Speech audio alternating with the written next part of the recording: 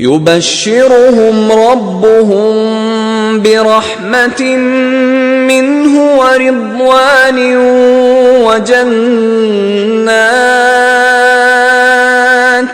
وجنات لهم فيها نعيم مقيم. ان کا پروردگار ان کو اپنی رحمت کی اور خوشنودی کی اور بہشتوں کی خوشخبری دیتا ہے جن میں ان کے لیے نعمت ہائے جاویدانی ہے. خالدین فیہا ابدا ان اللہ عنده اجر عظیم. اور وہ ان میں ابد الآباد رہیں گے، کچھ شک نہیں کہ خدا کے ہاں بڑا صلہ تیار ہے. يا أيها الذين آمنوا لا تتخذوا آباءكم وإخوانكم أولياء إن استحبوا الكفر على الإيمان ومن يتولهم منكم فأولئك هم الظالمون. اے اہل ایمان، اگر تمہارے ماں باپ اور بہن بھائی ایمان کے مقابل کفر کو پسند کریں تو ان سے دوستی نہ رکھو، اور جو ان سے دوستی رکھیں گے وہ ظالم ہیں.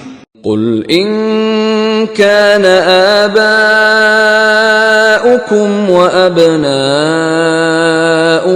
وإخوانكم وأزواجكم وعشيرتكم وأموال اقترفتموها وتجارة تخشون كسادها ومساكن ترضونها أحب إليكم من الله ورسوله وجهاد في سبيله فتربصوا حتى يأتي الله بأمره والله لا يهدي القوم الفاسقين.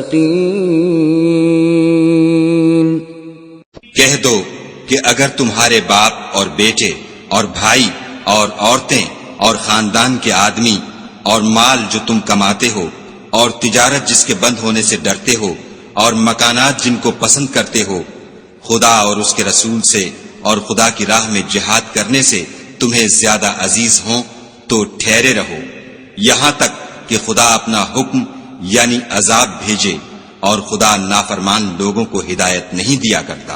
لقد نصركم الله في مواطن كثيرة ويوم حنين إذ أعجبتكم كثرتكم فلم تغن عنكم شيئا وضاقت عليكم الأرض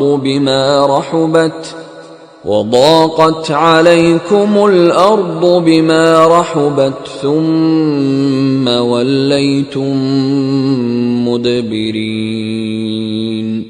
خدا نے بہت سے موقعوں پر تم کو مدد دی ہے، اور جنگ حنین کے دن جبکہ تم کو اپنی جماعت کی کثرت پر غرہ تھا تو وہ تمہارے کچھ بھی کام نہ آئی، اور زمین باوجود اتنی بڑی فراخی کہ تم پر تنگ ہو گئی، پھر تم پیچھ پھیر کر پھر گئے. ثم أنزل الله سكينته على رسوله وعلى المؤمنين وأنزل جنودا لم تروها وعذب الذين كفروا وذلك جزاء الكافرين. پھر خدا نے اپنے پیغمبر پر اور مومنوں پر اپنی طرف سے تسکین نازل فرمائی، اور تمہاری مدد کو فرشتوں کے لشکر جو تمہیں نظر نہیں آتے تھے آسمان سے اتارے، اور کافروں کو عذاب دیا، اور کفر کرنے والوں کی یہی سزا ہے.